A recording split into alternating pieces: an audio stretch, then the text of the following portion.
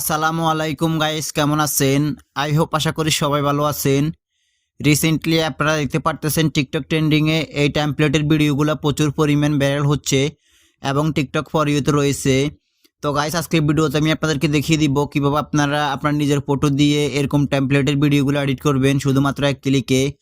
অর্থাৎ আপনারা চাইলে এরকম গ্যাংস্টার স্টাইলে আপনার নিজের ফটো দিয়ে ব্যানার কিংবা পোস্টার বা আপনারা চাইলে এরকম ভিডিও এডিট করতে পারবেন শুধুমাত্র এক ক্লিকে। তো গাইস, সম্পূর্ণ বিষয়টি আমি আপনাদেরকে দেখিয়ে দিচ্ছি।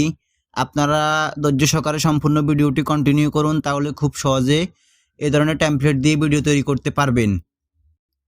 তো আপনারা আপনাদের নিজের ফটো দিয়ে এরকম ভিডিও এডিট করার জন্য আপনারা ফার্স্ট অফ অল চলে যাবেন আপনাদের মোবাইল ফোনের গুগল প্লে স্টোরে অ্যাপ্লিকেশনটিতে যাওয়ার পর আপনারা সরাসরি সার্চ বারে গিয়ে লিখবেন ক্যাপকাট, CAPCUT, ক্যাপকাট লিখার পর আপনারা সার্চ করবেন। দেন আপনাদের সামনে এরকম একটি অ্যাপ্লিকেশন চলে আসবে। এখন হচ্ছে আপনারা এই অ্যাপ্লিকেশনটাকে এখান থেকে ইনস্টল করে নেবেন।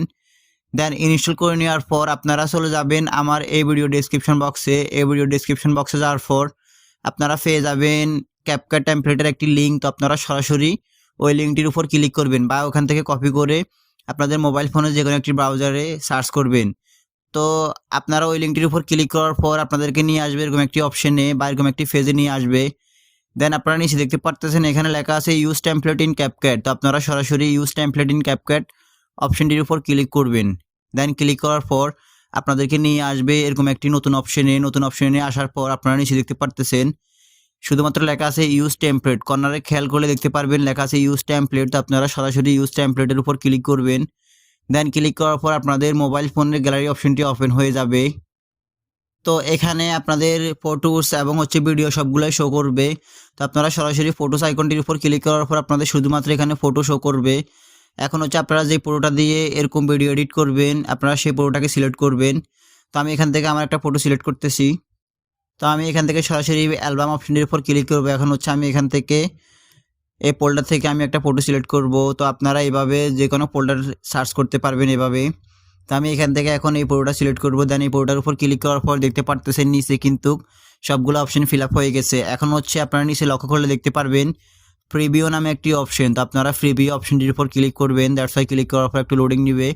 লোডিং নেওয়ার পর আপনাদের সামনে এরকম একটি অপশন চলে আসবে বা আপনাদের ফটোটা বা ভিডিওটা অটোমেটিকলি এডিট হয়ে যাবে। তো আপনারা দেখতে পারতেছেন এখানে আমার ভিডিওটা অটোমেটিকলি এডিট হয়ে গেছে, এখানে প্লে হচ্ছে আপনারা দেখতে পারতেছেন।